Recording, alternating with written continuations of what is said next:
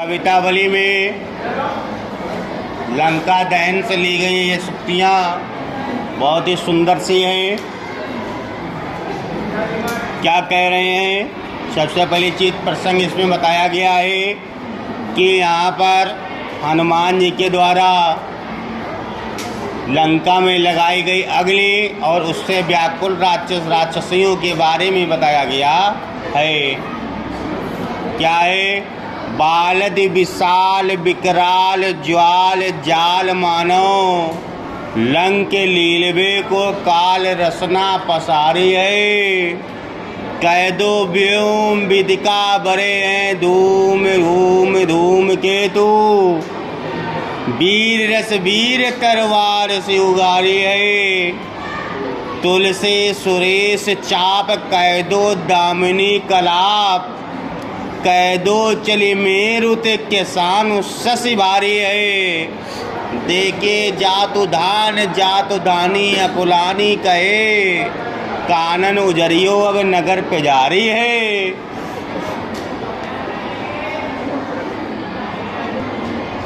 कह रहे हैं बालद विशाल विकराल ज्वाल जाल बानो। बालद यानी बंदर यानी हनुमान, विशाल विकराल विशाल रूप में और भयानक रूप में, ज्वाल जाल मानो अग्नि लगी हुई है, अग्नि की लपटें उठ रही हैं। जो हनुमान जी हैं उनके पूंछ में अग्नि की बहुत ही विकराल भयानक रूप से अग्नि की लपटें उड़ रही हैं।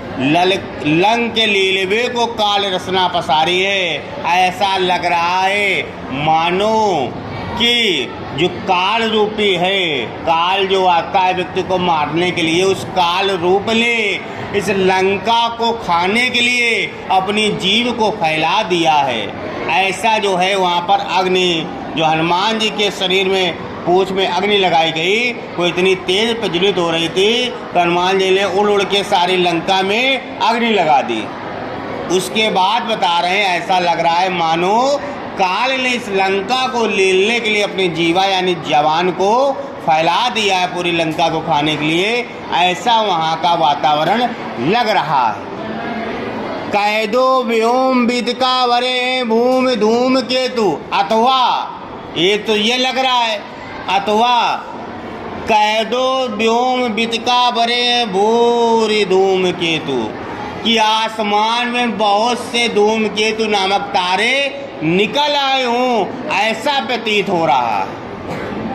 वीर रस वीर तरवार से उगारी है, अथवा ऐसा लग रहा है जैसे वीर रस में किसी वीर ने अपनी तलवार को निकाल करके रक्तपात मचा दिया हो। उस समय अग्नि लगी हुई लंका ऐसी प्रतीत हो रही थी। तुलसी सुरेश चाप कैदो दामिनी कलाप, तुलसीदास जी कह रहे हैं ऐसा लग रहा है जैसे सुरेश चाप, कौन सा चाप? सुरेश चाप। ऐसा लग रहा है जैसे आसमान में इंद्र रूपी जो बिजलियां बारिश होती ना, इंद्र ही तो बारिश करता है। ऐसा लग रहा है मानो आसमान में इंद्र धनुष जैसा वातावरण हो गया हो।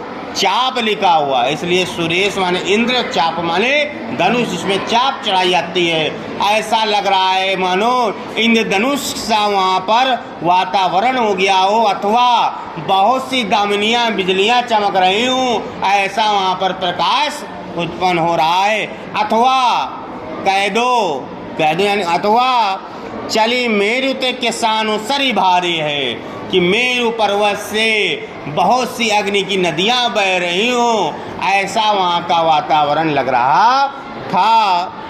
देखे जातो दान जातो दानी अकुलानी है, ये देख कर जातो दान माने राक्षस, जातो दानी माने राक्षसियाँ, ये देखकर राक्षस और राक्षसियाँ बहुत ही व्याकुल हो जाती हैं और क्या कहती हैं? कानन उजारियो लंक पे जारी है। अभी तो इसने अशोक वाटिका को उजारा था, अब ये नगर को उजाड़ रहा है, यानी लग्न में प्रवेश करके अग्नि लगा रहा है। तो अगर पूर्णतया सबका अर्थ देखा जाए तो ये निकलेगा कि वानर रूप में हनुमान जी की पूंछ में लगी हुई अग्नि की लपटें ऐसा लग रहा है जैसे कि लंका को खाने के लिए काल ने अपनी जीवा को मुख को फैला दिया हो, या ऐसा प्रतीत हो रहा है बहुत से धूमकेतु रूपी तारे आसमान से धरातल पर आ गए हों, या अथवा ऐसा लग रहा है वीर रस में जिस प्रकार से कोई वीर अपनी तलवार को निकाल करके तलवार को रक्त से भर देता है,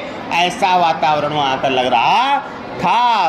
तुलसीदास जी कह रहे हैं वहाँ का वातावरण कभी इंद्रधनुष सा प्रतीत होता है, अथवा कभी ऐसा लगता है बहुत सी दामिनियाँ यानी बिजलियाँ नीचे चमक रही हो, या कभी कदार तो ऐसा प्रतीत होता है जैसे मेरु पर्वत से अग्नि की नदियां बह रही हों। ये देख करके जितनी राक्षस और राक्षसियाँ थीं व्याकुल हो जाती हैं, कहती अभी तो उसने वाटिका उजारी थी, हम नगर में प्रवेश करके नगर को उजाड़ रहा है, यानी अग्नि लगा रहा है। रिवीजन